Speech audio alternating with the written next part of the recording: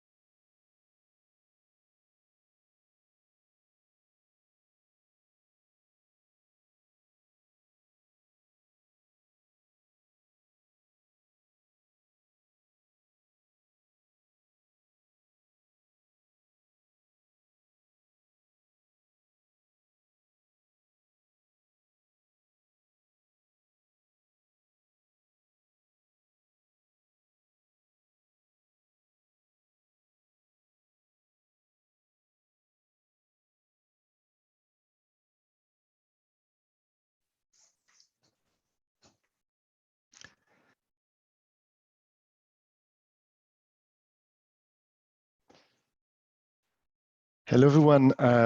So we're now 24, and we're 1 minute past the time. So we will get started with our webinar. I'm Martin Tronquitz. I'm a board member at the CCI, and the team at CCI have asked me to moderate this panel. So thank you very much for your trust, Santina. So I'm very, very happy to welcome you all on this webinar today. It's a very hot topic that we are going to address today, the impact of the Ukraine crisis on the MENA region. On this webinar, we have our friend Sorana Pavulescu from Control Risk. Thank you very much, Sorana, for being with us today. Control Risk, whom Sorana works for, is a partner for strategic and country risk in the EMEA region. So they're really specialist about risk management. They will give us a brief outlook on the Ukraine-Russia crisis, followed by an analysis of the impact of the crisis on the economic and business environment in the Middle East and Northern Africa. Is going to be covering both the risks and the opportunities that this crisis is creating for all of us. But before we are starting today, I just want to share a few housekeeping elements. One, just know that your cameras and microphones have been muted.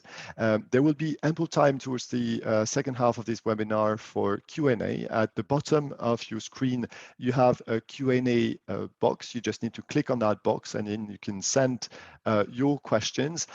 We will look at all the questions and aggregate them and organize them. So in the second part, they will be answered. If ever there are questions that we don't have the time to answer as part of the webinar, we'll make sure to follow up over email with you.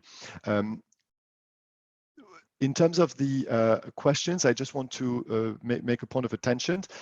We will cover mostly the business aspects of the crisis, not the political aspects. And we would like to avoid questions regarding the attitude of UAE, KSA, the UN, discussing the nuclear deal or topics related to the sanctions that are off for us today. The webinar will be recorded, and for the members of CCI, the webinar will be available on your members' private space. So no problem if you miss a few minutes, you will always be able to get back to it. So now is the time for me to introduce Sorana. Sorana Pavulescu, she's a partner at Control Risks, and she's in a political risk department of Control Risk in charge of the EMEA region. Apologies. Sorana leads the geopolitical risk analysis team of Control Risk for Europe, Middle East, and Africa. She advises senior leadership of both government and private organizations so that they understand how their strategy may be exposed to political risk and how they can operate successfully and responsibly amidst geopolitical uncertainty. Sorana is a regular speaker at global and regional conferences And she's been quoted by various media outlets like Reuters, the Financial Times, Bloomberg, and Forbes. Sorana was ranked as a political risk professional on Chambers & Partners Crisis and Risk Management list in 2021. Now that introductions are made, I want to thank you, Sorana, and hand over the mic and camera to you.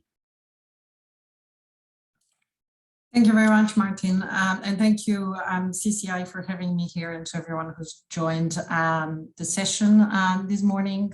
As Martin said, we're gonna talk today a bit about how the Ukraine crisis is what's the rippling effect, if you want, of the Ukraine crisis in the region.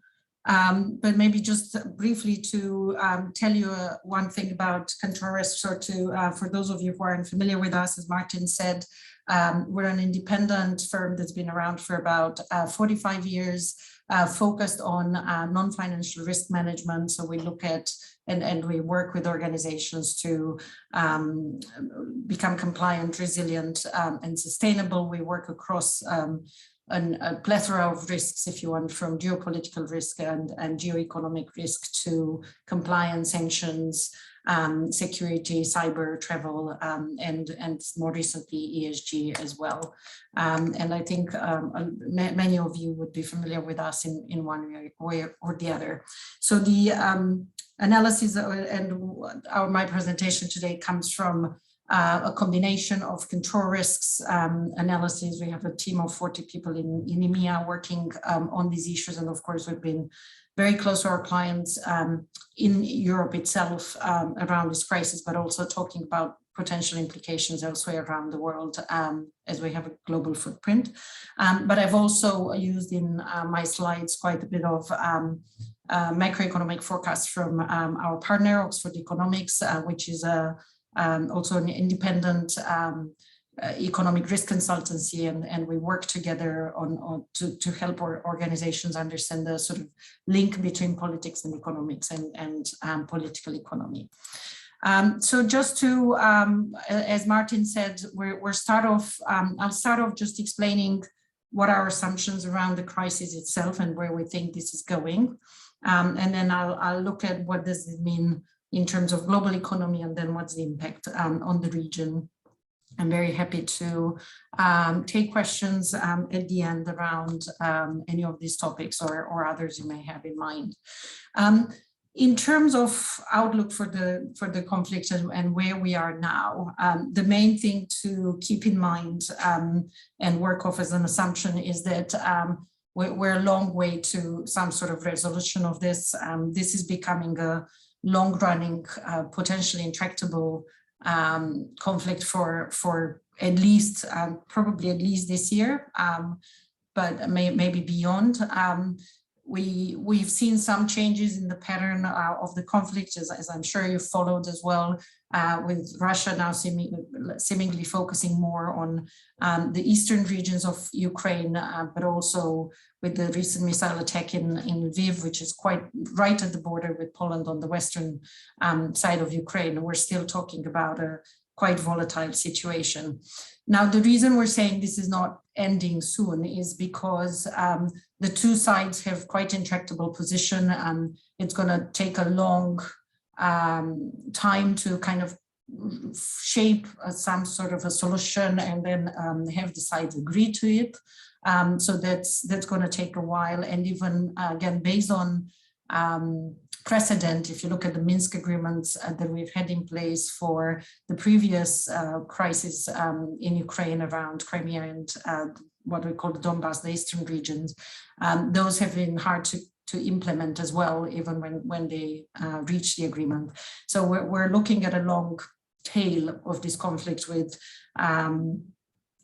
consequences falling out of that into the global economy and supply chains and elsewhere. Because of that, but also Another assumption is that the sanctions we currently have on Russia and Belarus are going to last for a long time. Even if we have a ceasefire agreement, we won't likely see a wavering of sanctions initially. So, and as we've seen elsewhere, once the sanctions are put in place, it's quite difficult to unpick that. And it takes a lot of effort and a lot of diplomacy to get to a point where they're waived. So again, we're looking long-term consequences here, but also for the time being, given how the conflict's going, there's still risks of additional package of sanctions. So we're at the 5th package from the European Union, and there's discussion of 6 with questions about the gas sector in particular. The other assumption and key aspect to keep in mind is that there's still a risk of escalation. We take that as moderate because, and when I talk escalation, as in escalation with NATO, there's been quite close alignment among the West and within NATO in particular to make sure that they don't create a situation which would escalate the conflict.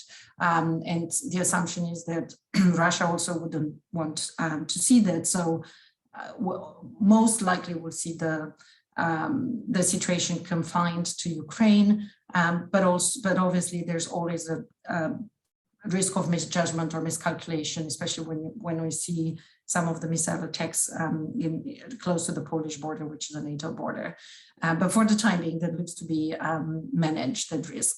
And then finally, and perhaps more importantly, what does that mean for us here in the region specifically is the transmission chain is around the number, the sort of, and the importance of these markets to the global economy and to the region, to the Middle East region in particular.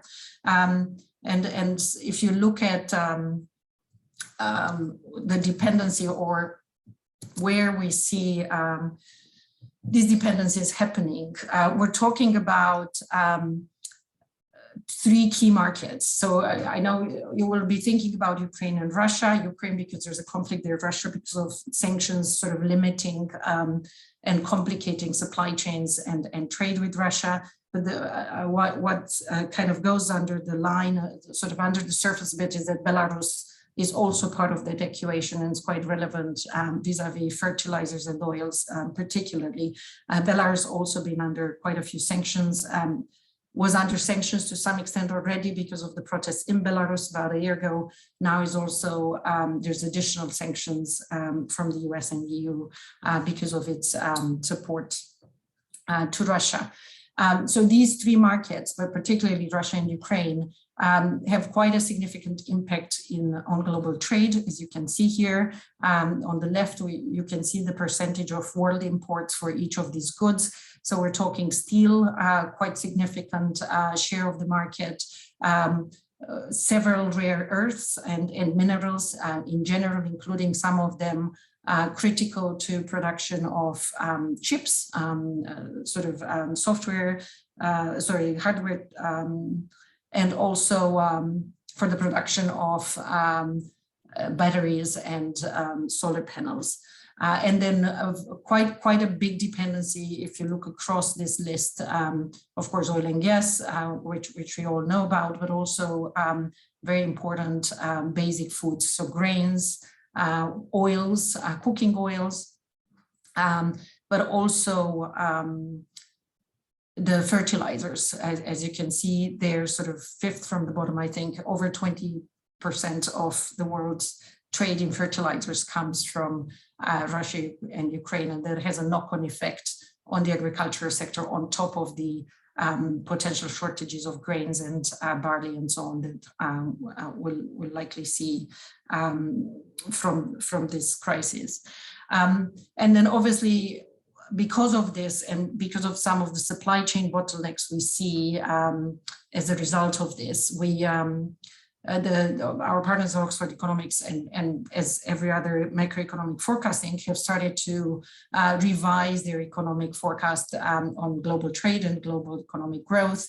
And it looks like the crisis is going to have a quite a significant impact on what was finally a sort of post-pandemic recovery, and sort of everything picking up again in a positive way. So now, instead of that, we're now seeing sort of a dampening of that growth, not a full sort of recession for now. No one's talking about that, and it likely not be so significant, but we're having definitely dampening of that growth effect of the post-pandemic that we were talking about.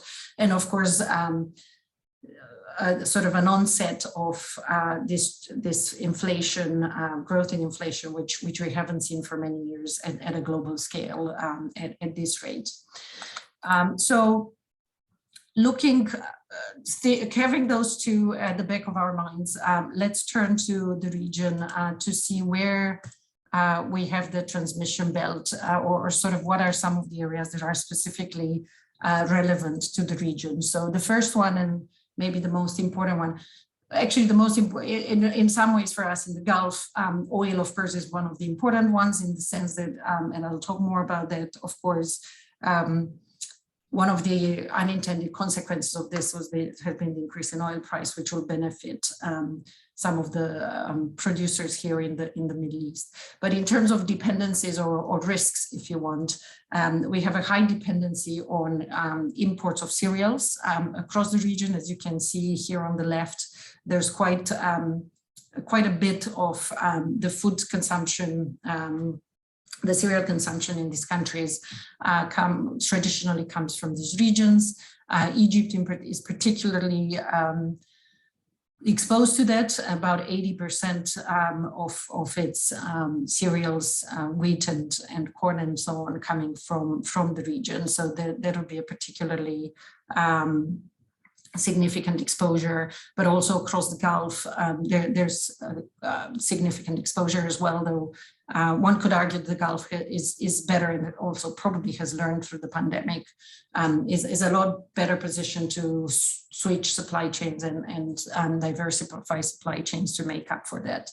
And then tourism is also quite an important factor for some of the countries in the region. You can see here how Turkey in particular, a large proportion of their tourism was predicated on Russian and Ukrainian tourists. We're likely to see a dampening of that at least this year.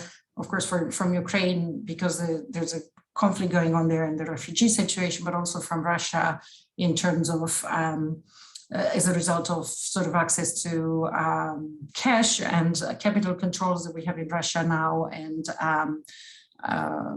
banking complications and so on. So quite a transmission effect there, if you want. So these are at least two of the areas where we'll see some knock-on effects in the region. The other, but if we were to take them systematically, if I can get to the next slide, yes. There's a few I've already mentioned energy. So we see that benefit on one hand. So we have the Gulf producers, probably Algeria, as well as the gas producers and so on, that will benefit, of course, from the higher prices, and it will have a positive impact on their balance, current account balance and budget deficits or surpluses in some cases.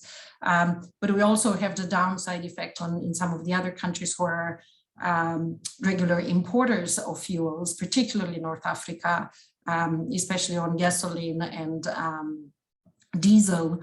We're already see significant increases in prices there, which of course affects the sort of the whole trade sector and makes everything even more expensive.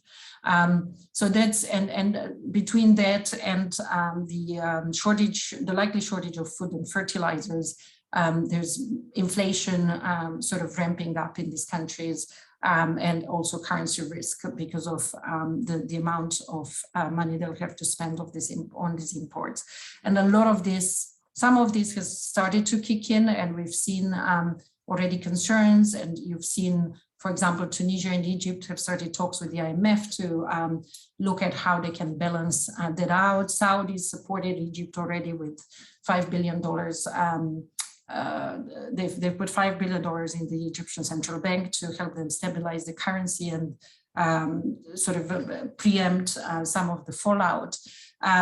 But I think there's more to watch as we move towards the third quarter of the year, as these countries go through their own food reserves and so on, and usually the third quarter, the autumn, if you want, is where imports pick up a lot in terms of foodstuffs and so on. So that will be the critical time to see where this is going. And if you look at the graph on the right, we've listed there the top 10 countries globally, which are most reliant on Russian, Ukrainian grain, alongside some of the ratings we do between us and Oxford Economics for sovereign rating, market costs, of the cost of operating locally, and exchange rate risk. As you can see, we have several countries in the region which are likely to be particularly affected by this at a time where they're already in a vulnerable position, particularly Lebanon, Turkey to some extent, of course, Sudan, Egypt, Tunisia are sort of up there in terms of the questions of how they'll manage this economic pressure and the ensuing inflation and pressure on their currencies. And of course, that also drives a question around sort of potential social unrest. We're talking about a region that's, 10, 11 years on from the Arab Spring. A lot of the economic fundamentals around these countries are still in a similar situation as they were when the Arab Spring kicked off. We have high youth unemployment. We have now these pressures. We have the pandemic fallout and some of the economic impact there. It's polarization in locally and in the society. So there are quite a few of the ingredients there, and there is there'll be a question of how this plays out in these countries. And then I've mentioned tourism already, Turkey, UAE, Egypt, but also Morocco and Tunisia to some extent. Again, tourism, as you know, is a sector that's been sort of up and down over the pandemic. Hopefully, some of this will be mitigated, but it is a question, again, as summer sets in, where it goes from here. And then finally, the other thing that I'm sure you're all aware of is just the impact on business of sanctions and reputational risk. So to be clear, not everything that Russia or Ukraine are producing or Belarus is under sanctions, but as is the case elsewhere, the sanctions landscape on this matter has mushroomed, essentially. It's a variety of measures that make it quite complicated to understand what is sanctioned, what is allowed and what is not. And also there's been the additional layer, is particularly around this conflict of reputational risk and how much, if you want, how much expectation has been for companies to take a stance on it, which also makes lives difficult for organizations operating in that region, but also globally. So that's the immediate impact, if you want, and these are some of the things we're watching.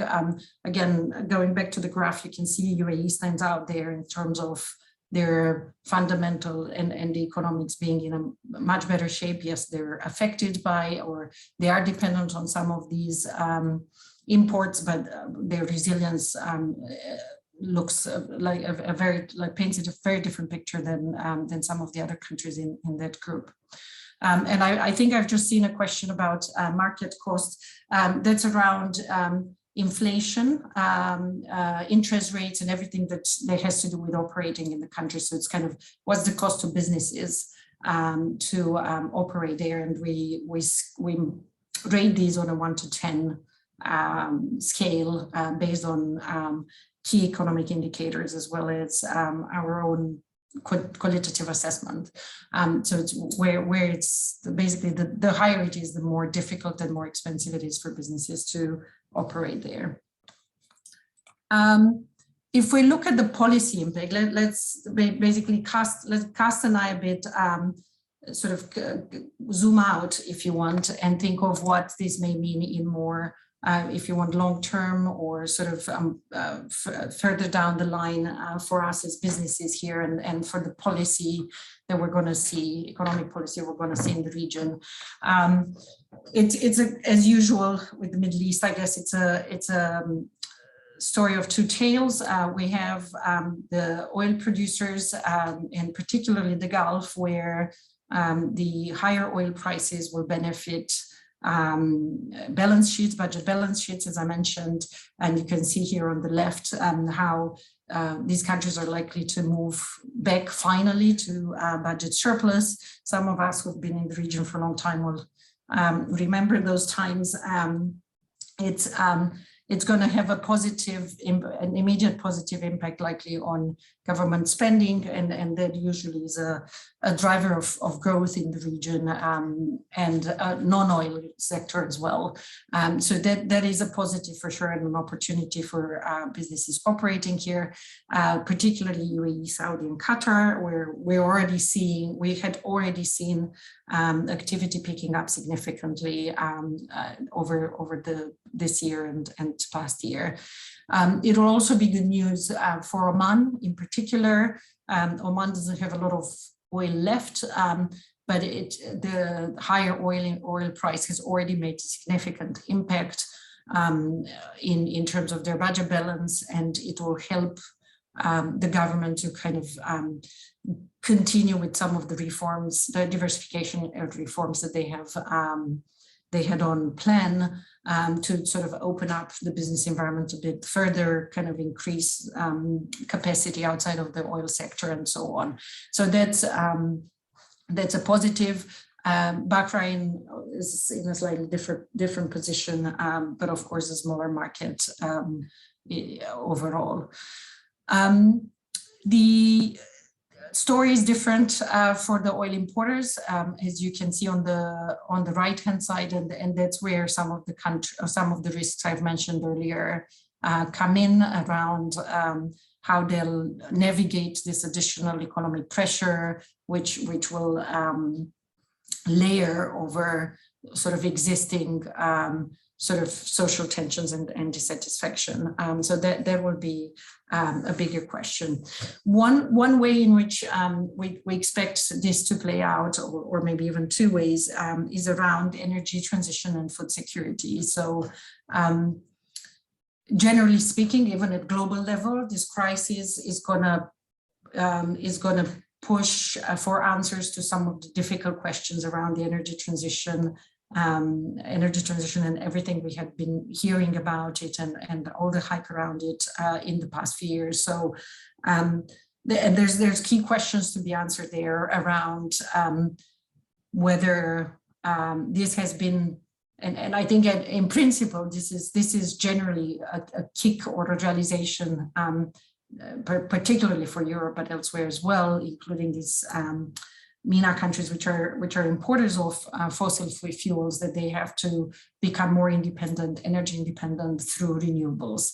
And I think that will play out in the region, in countries like Morocco or Jordan, which are already kind of looking into that and sort of making some progress on solar and so on. I think this will be a critical turning point at which they say, double up on, we have to double up the efforts on renewable energy, and sort of really work to reduce this dependency on importing fuels that are very variable in price and have such an impact on the economy. The Gulf countries, of course, are in a better position, but I think the discussion on renewables was more advanced already in some of these, particularly UAE, and with Saudi following on its heels. I think that again we'll see a lot more there, and the UAE has already been operating on the assumption that they have to kind of get as much oil out as possible to finance diversification and the move to a more sustainable economy. So I think that we'll see a lot more of that in the region, benefiting from the budget surplus. And again, Oman is also talking about it, and there's some interesting project being discussed there. So that's an area where we'll see, we're likely to see growth and renewed interest. The other one is probably food security. Again, if you think of all the graphs I've shown and so on, a lot of these countries are highly dependent on imports of food. This trend had already started to some extent with COVID. When the lockdowns came on, several governments around the region were already sort of talking about this more and more, because the disruption in supply chains created shortages at home.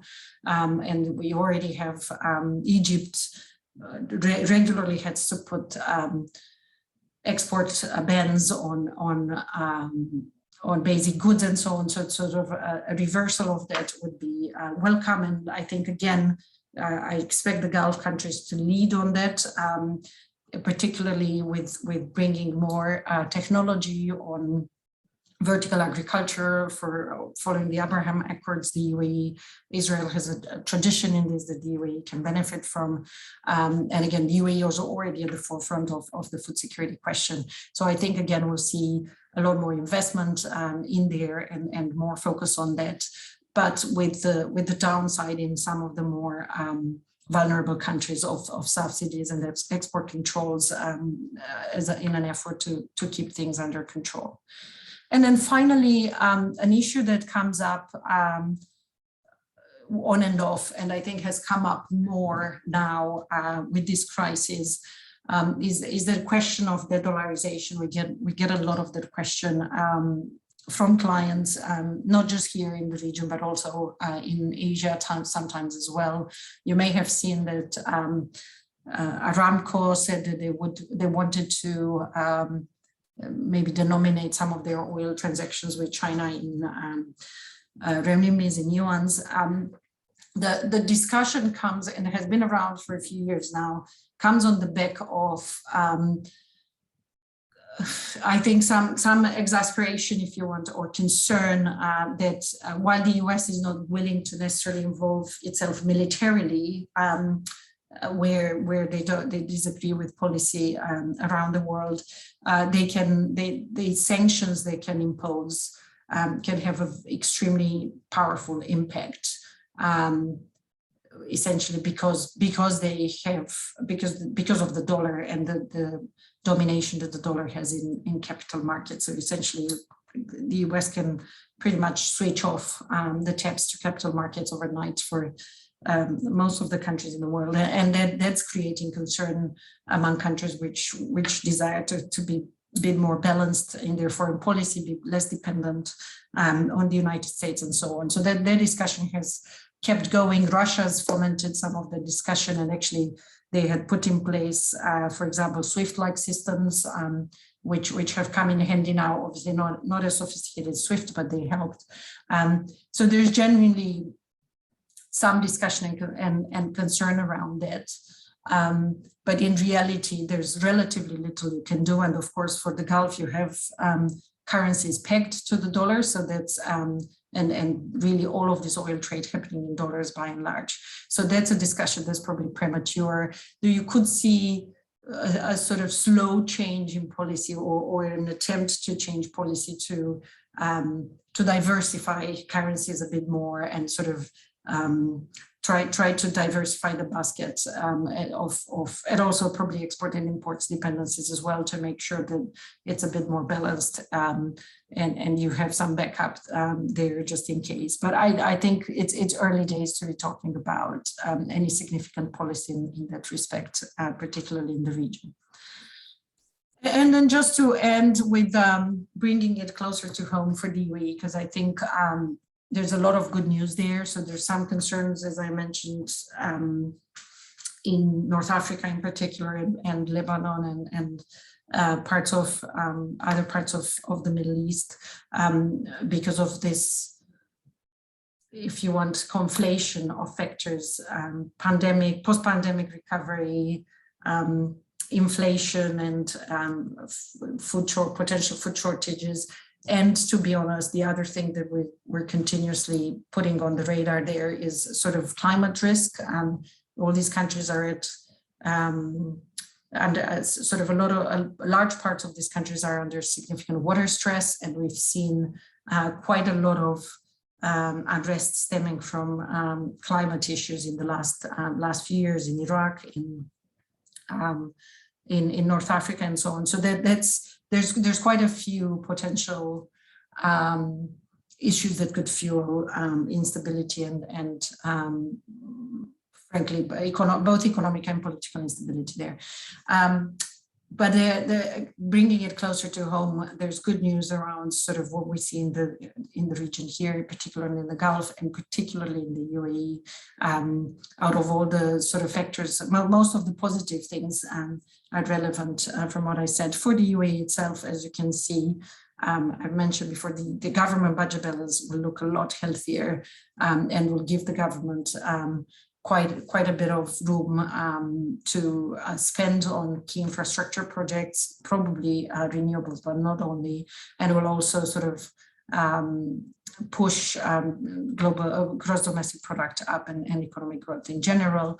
And we've already seen that. I think we see that and feel it on the streets. And also we do this economic risk, again, from Oxford Economics, where they kind of rate the various aspects of an economy in terms of what it means to do business there. And UAE sits very well, and actually several of the countries in the region sit quite well within the emerging markets average and sort of comparable to the group of countries they're usually looked at.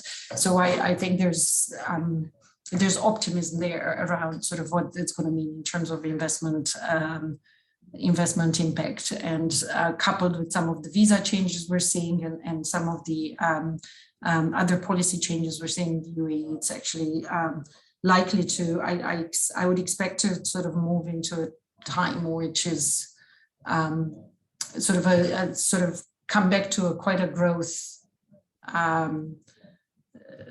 period, if you want, which we really haven't seen for several years because of COVID, because of low oil prices, because of all sorts of disruptions that have happened around the region, and now it's looking a lot better and more positive. So I think there's cause for optimism there.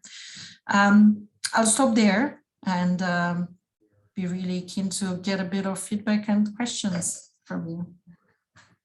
Thank you so much, Zorana. That was super interesting. So now we can move to the Q&A. So we had one question that you were kind enough to answer live during the presentation. So please feel free to use the Q&A, and we will make sure to answer the questions. Well, we have a first question asked on the chat. Chafik, if you could ask on the Q&A, that would be better. Around Canada, is Canada considered an emerging market? I thought it was a G7, so that might be from slides before. Yeah, that's very true. It is in G7. Now, I think Canada is there just to give a sense of where this country stands in comparison to what we see as a stable developed market. So it stands out there. Sorry, I should have mentioned that. No, we're not thinking of it as an emerging market. Thank you, Zorana, for the clarification. We have another question from Philip Gassman from the embassy around the risk of transmission link of the crisis to exchange rates. Do you think that the tightening of the monetary policy of the Fed to fight inflation could have much more impact, as it could lead to an outflow of foreign capital from emerging markets impacting the most fragile economies? Yeah, I mean, I think that there is that there is a valid concern around international money markets and particularly investment from the West. I think when we talked about exchange rate risk in what I put in the presentation, it's more around sort of the pressures on current accounts because of the high cost of imports and the fact that it'll be difficult to sustain very expensive imports for both food and oils and fuels for some of these countries which are already in vulnerable positions. So that's the question. That's really the transmission link there. I think for global markets, yes, sure, tightening will induce some of that, though. I think from what we see working on deals around the world, there's still quite a lot of capital available and sort of out there to be put into these markets, as long as the opportunities are available. And actually, a lot of the clients we speak to here are hungry for projects. If anything, I think where there was something lacking was there weren't enough projects, and I would be hoping that this budget surplus will help drive some of those projects and some of those initiatives. Thank you, Sorana. Another question, and actually it's two in one. We see an positive impact of the oil prices in, let's say, macroeconomic factors in the oil exporting economies.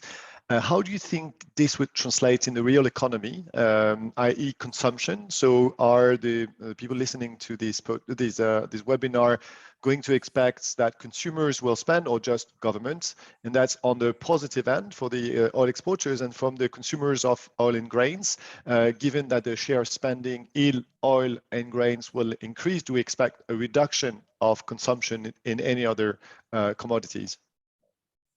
Yeah, good question. I don't have all the data at hand, though I've looked at it. I think for the oil producers and oil exporters, there is an inflationary effect there as well because of the dependency on food imports. And so it's not just a positive. There is a balance there because as I showed, as you've seen there, most of the Gulf countries, for example, are dependent on these food imports, of course. So there will be an inflation pressure there as well, with the question on consumption, right?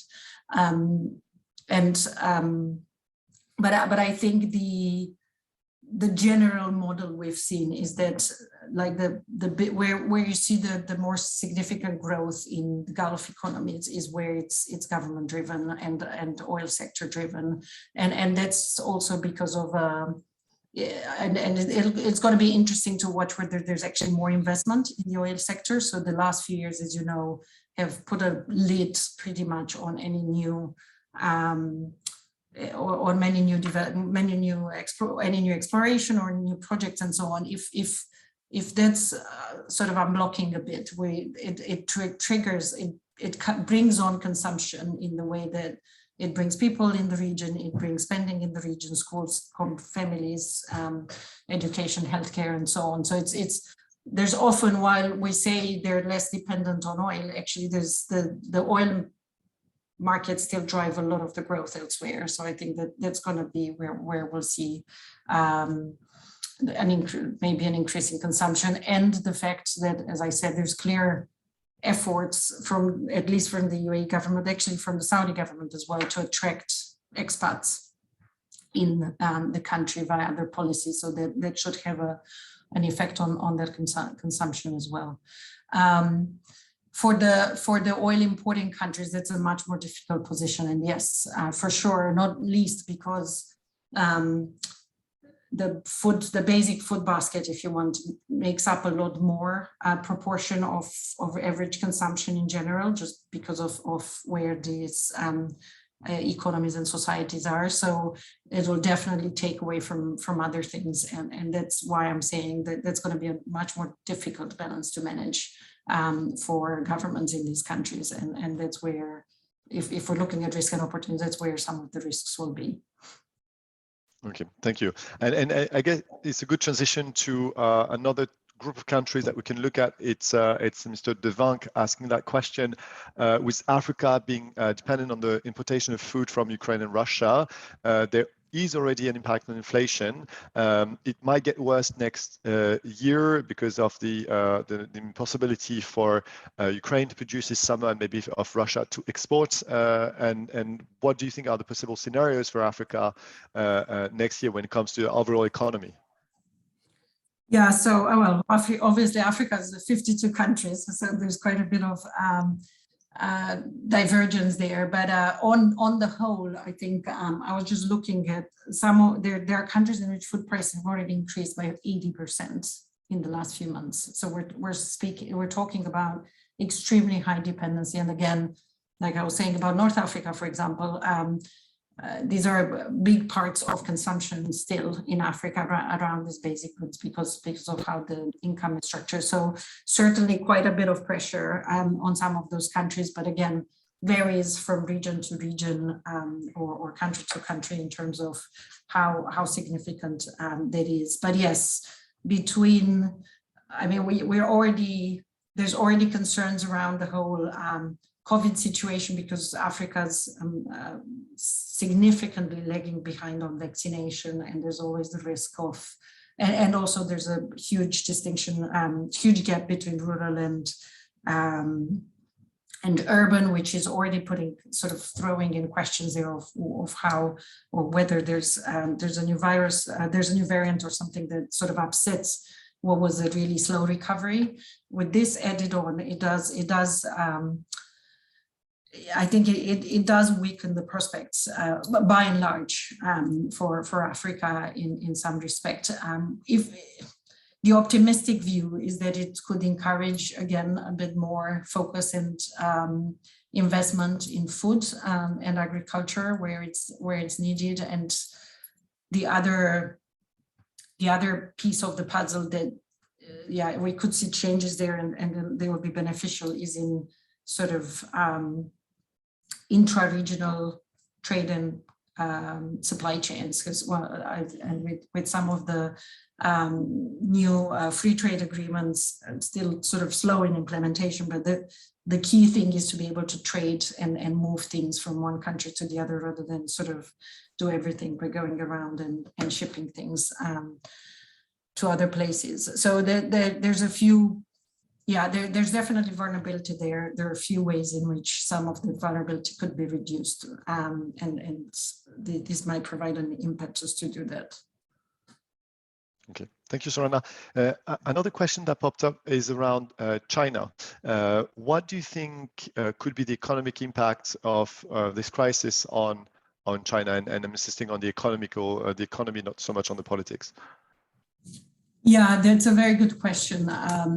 And yes, there is obviously one of the ways it affects China is via oil price, given that China is still importing a lot of the fuels, right? But also there's other questions around China. It was just we're just kind of hoping that China's coming back to sort of higher levels of growth out of the pandemic and the general global slump, but actually what we're having now in Shanghai and elsewhere is probably going to have an impact on that as well. So we see supply chain bottlenecks, a slowdown in production. There's a lot of industry there that's been sort of put on hold or struggled to get goods in and out. So it's not just Ukraine, it's also the COVID situation that's dampening probably sort of growth in China. And actually, I think there was a very recent sort of briefing from the Prime Minister of China who was saying they're still looking at challenging times in terms of pretty much accepting that growth doesn't look as positive as it could have. And I think some of the early forecasts that we've seen seem to support that it's actually growth has been a bit slower than what was expected. And in general, it's slower than what we would have liked back when we thought China was the engine of this. So, and then you have Germany, which is also likely to slow down significantly, not to mention and this is without sanctions on gas. If they end up with sanctions on gas, which will be difficult to achieve, I think, because of Germany. But yeah, the German economy will be massively hit by anything like that. So that would send another shock into the global economy. But yeah, I think it's going to be it's going to be very hard to agree on those sanctions because of that specifically. Thank you, Sorana. Just a quick reminder to people in attendance, do not hesitate to send questions on the Q&A. We still have a few minutes available. In the meantime, Sorana, there was one point that you touched upon at some point around the risk of social and political unrest in Northern Africa that we've seen last time in 2011, if I'm not mistaken, based mostly on the price of commodities at that time and the lack of purchasing power. Do you think we could see a repeat of this unrest, and what would be the economic consequences for the players in the region? Yeah, that's what I was hinting to when I was talking about these vulnerabilities and how they come together.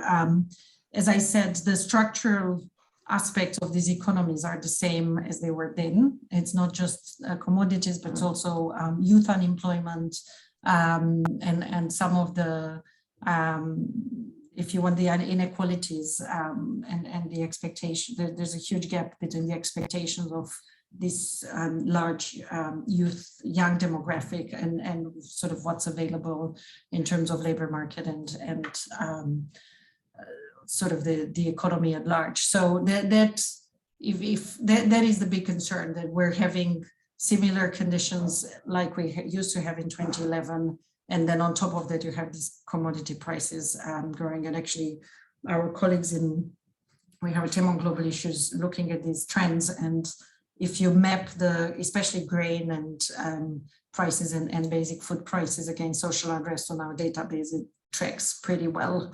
And we've already seen, look at Sri Lanka, we've had protests in Albania, we've had protests in quite a few countries around the world already as the knock-on effect of increased prices. Tunisia's, we're starting to see some grantles there. So I think the question, I think we can be sure there will be protests of some scale at some point across all of these countries. It's more a question of whether they can move into wide, like, sort of country level protests or sort of significant disruption. And there you have differences in different countries based on sort of how the political setup is and so on. What I think we'll see in terms of mitigating the risk, I think there will be a lot more awareness, particularly for countries in the Gulf, to support the North African countries in particular, to avoid that situation. So I think there will be efforts to help them out in one way or the other financially, to make sure the situation is avoided, because I think it's still a sort of raw topic for governments here, and they would want to avoid a scenario like that. Of course, the international community should be looking at this as well, but I didn't mention that earlier, but one of the worries we have is that you see a transfer of focus of international aid away from Lebanon, Yemen, Syria, and so on to Libya, to Ukraine, and that also adds to the problem. Hopefully that's acknowledged and won't happen. We haven't seen that happening yet, but it was a concern. But yeah, Lebanon, I think, of course, it's particularly vulnerable. But Tunisia probably is next. Iraq as well, although of course oil will help the government, but it won't necessarily help the situation on the ground. And then some of the other countries, Algeria, Egypt probably less so, if they manage it well and they can. Maybe Jordan. Okay. Sorana, we've been discussing and understanding much better the situation now. On a very concrete basis, what are the actions that businesses are recommended to take today to anticipate for the future stage of the economy? Well, I think first step was to join this briefing, right? Just take stock on where. Take stock on what will hurt or where this impact is going to be felt, and sort of understand how that plays out. And more broadly, we recommend sort of monitoring a bit more. But more importantly, I think, and this is not just Russia, but it's a more it's a broader point, and we see more clients actually asking for that, is try to work through scenarios and don't work on the assumption that the world is only going one way and that is the only potential reality we're going to operate in, because we've had a lot of these shocks in the last few years, whether it's pandemic or elections or Russia and so on. There's almost, I don't think there's been a year without a major geopolitical shock. So you can't predict all of them. We're trying to, but it's almost impossible. But what you want to do is exercise your imagination around how things could go differently, and make sure that your strategy or your operations are resilient so that are prepared for that. And then at the more operational level is just kind of check the assumptions every time you do something new or something different. Are we still operating in the same environment? Has anything changed? How will this affect my next investment and so on? I think those are sort of the key things to do. And then the other thing that's coming up more and more for corporates is, what are you expected to do in the case of a crisis? So if you operate in one of these countries where we could see renewed waves of social unrest, how are you going to deal with that as a corporate employing people there? How are you going to keep your people safe? How can you support if things get difficult, even if there's no unrest? What's your responsibility on the ground? I think we're as corporates, we get a lot more questions around that, both for our employees, our shareholders, and so on. There's an expectation that we have our own crisis response plan and a way to both support the local community, but also respond to whatever happens on the ground. And we can't just rely on government intervening or the embassy intervening and so on. Sure, Cecilia would agree with me, but. Okay, thank you, Sorana. That's quite a compelling answer, and I'm sure, I guess, that links to your expertise at Control Risk around managing risk overall. I mean, that's, I guess, the name of your company. So great. We have time for a last question if somebody wants to ask one. Otherwise, we will be in a good time to close. I'll leave it 20 seconds, so it needs to quickly, and then otherwise we can close. Okay, great. So thank you, on behalf of the CCI France UAE, Sorana, thank you so much for spending an hour with us today. It was extremely insightful. There were a few questions, by the way, that I pushed to the side because they were not to be discussed in a public setting. So anyone that had specific questions is more than welcome to connect directly to you, Sorana. I think the contact details are going to be shown on the screen now for everyone who wants to contact Sorana, but also contact CCI. Thank you everyone for attending this webinar, and thank you very much again, Sorana, for joining us today. Thanks so much for having me, pleasure, and thanks for the great questions. Have a great day. Goodbye. You too. Bye-bye.